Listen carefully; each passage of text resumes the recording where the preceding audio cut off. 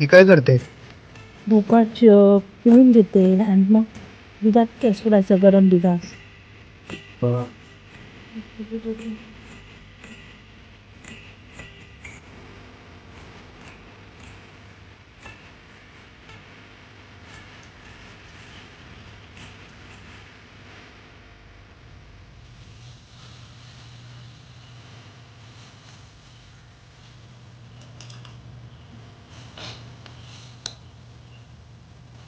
आता काय करायचं? तुला शिजवून घ्यायचं. एक चमचा तूप. जास्त.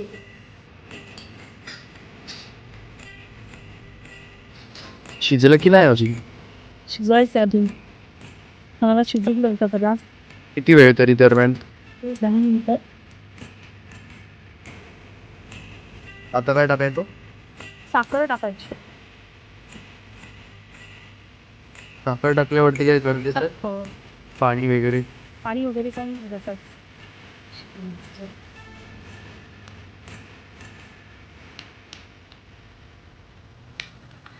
रवा टाकायचा. याने काय होतं? आणि घट्टपणा आणि टेस्ट वाढते हलव्याची. आता थोडं पाणी सुटलंय.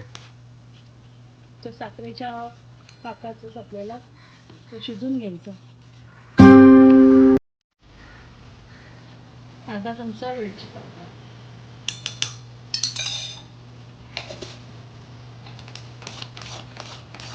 आणि